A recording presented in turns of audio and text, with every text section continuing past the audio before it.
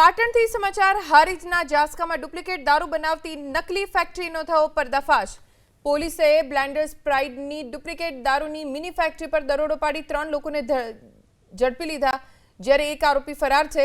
રથયાત્રા પહેલા યોજાયેલા કોમ્બિંગમાં night patrolling વખતે એલસીબીએ બાતમીના આધારે જાસકા ગામની સીમમાં ભરતસિંહ ભીખુજી રાઠોડના ખેતરમાં આવેલી ઓરડીમાં દરોડો પાડ્યો, જ્યાંથી આ કારખાનું મળી આવ્યું છે। દરોડા દરમિયાન પોલીસે 750 mlની 60 સીલબંધ બોટલ, સ્ટીકરના રોલ, સીલિંગ પટ્ટીનો એક રોલ, 700 ખાલી કાચની બોટલ, 3 મોબાઈલ ફોન સહિત કુલ 77,100નો મુદ્દામાલ જપ્ત કર્યો।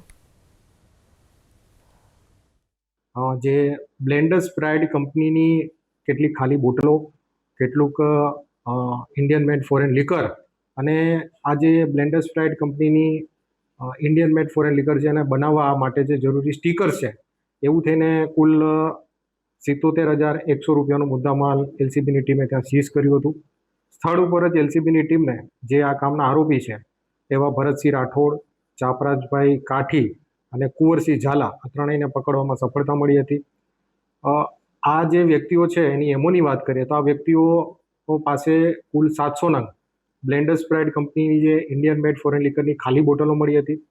આ લોકો સસ્તી ક્વોલિટીનો જે ઇન્ડિયન મેડ ફોરેન લિકર છે એને લાવીને આ બોટલોમાં ભરીને એક પર્ટિક્યુલર કેમિકલ નાખીને એને પછી સીલ કરીને બ્લેન્ડર્સ પ્રાઇડની ઇન્ડિયન મેડ ફોરેન લિકર તરીકે વેચતા હતા એવું પ્રાથમિક તપાસ દરમિયાન જાણવા મળ્યું છે।